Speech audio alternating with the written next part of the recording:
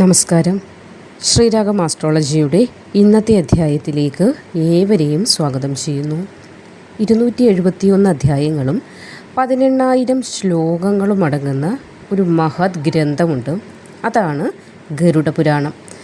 അതിലൊരു വ്യക്തിയുടെ ജനനം മുതൽ മരണം വരെയും കൂടാതെ മരണത്തിനപ്പുറമുള്ള കാര്യങ്ങൾ വരെ വിവരിക്കുന്നുണ്ട്. അതുകൊണ്ട് തന്നെയാണ് ഇതിനെ ഒരു മഹത് ഗ്രന്ഥം എന്ന് പറയുന്നത്. ഒരു മനുഷ്യൻ നല്ല ജീവിതത്തിന് വേണ്ടി ചെയ്യേണ്ടതായ കാര്യങ്ങൾ, അപ്പോൾ ആ ജീവിതത്തിന് വഴികാട്ടിയായി മാറുന്ന ഒരു ഗ്രന്ഥമാണ് ഗരുഡപുരാണം. ചില കാര്യങ്ങൾ നമ്മൾ തെറ്റായ സമയത്ത് ചെയ്യുന്നത് കൊടിയ ദോഷത്തിന് കാരണമാകും. നമ്മൾ അറിയാതെ ആയിരിക്കും ഈ തെറ്റ് ചെയ്യുന്നത്. അറിഞ്ഞുകൊണ്ട് ആരും തെറ്റുകൾ ചെയ്യുന്നില്ല. അപ്പോൾ അറിയാതെ ചെയ്യുന്ന ഈ തെറ്റാണെങ്കിൽ പോലും ഇതിൽ നിന്നുണ്ടാകുന്ന ദോഷം തലമുറകളോളം നിലനിൽക്കും എന്നതുകൂടി മനസ്സിലാക്കേണ്ടതാണ്. അങ്ങനെ ആ ദോഷമായ പ്രവൃത്തിയെ നമ്മുടെ ജീവിതത്തിൽ നിന്ന് ചെയ്യാതിരിക്കാനുള്ള ഒരു അറിവായിട്ടാണ് ഇന്നത്തെ വീഡിയോ പറയാൻ പോകുന്നത്.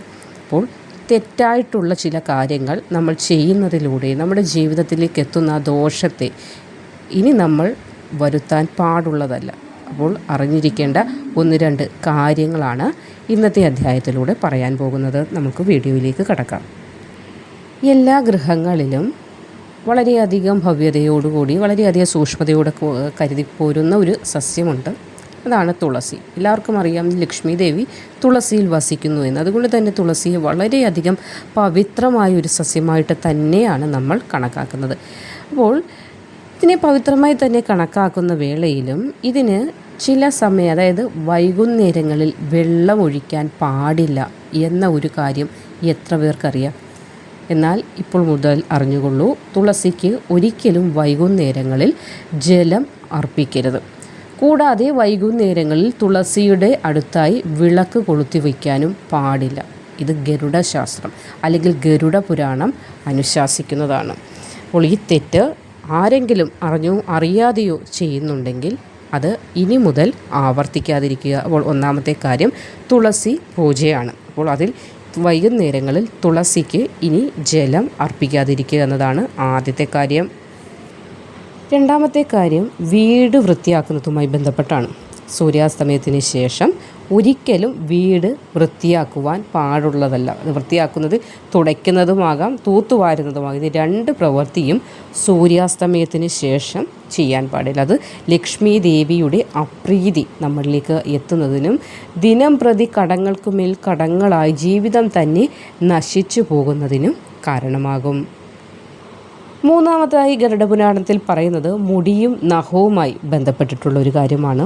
മുടി, താടി, നഖം എന്നിവ ചൊവ്വ, വ്യാഴം, ശനി ദിവസങ്ങളിൽ വെട്ടാൻ പാടുള്ളതല്ല. അപ്പോൾ മുടി മുറിക്കാൻ പോകുന്നവർ അല്ലെങ്കിൽ മുടി വെട്ടാനായി പോകുന്നവർ ചൊവ്വ, വ്യാഴം, ശനി എന്നീ ദിവസങ്ങളിൽ പോകാൻ പാടില്ല എന്നതാണ് ഗരുഡപുരാണത്തിൽ പരാമർശിക്കുന്നത്.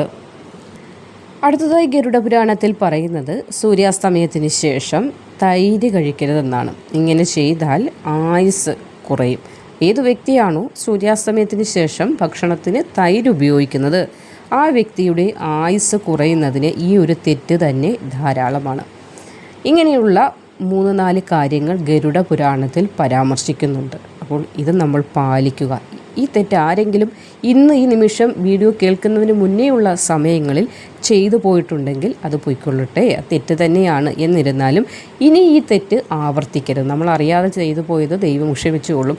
ഇപ്പോൾ ഈ വീഡിയോ നിങ്ങളിലേക്ക് എത്തിക്കഴിഞ്ഞിട്ടും നിങ്ങളിത് ചെയ്യുകയാണെങ്കിൽ അത് നമുക്ക് വീണ്ടും ആയുസ് ദോഷമായി അല്ലെങ്കിൽ വളരെയധികം ദോഷങ്ങളായി തന്നെ മാറുകയും കടങ്ങൾക്ക് മേൽ കടങ്ങൾ പെരുകിക്കൊണ്ടിരിക്കുന്നൊരവസ്ഥയിലേക്ക് കൂപ്പുകുത്തുകയും ചെയ്യും. അതുകൊണ്ട് ഗരുഡപുരാണം പറയുന്ന ഈ തെറ്റുകളായിട്ടുള്ള കാര്യങ്ങൾ ഇനി ആരും തന്നെ ജീവിതത്തിൽ ചെയ്യാൻ പാടുള്ളതല്ല.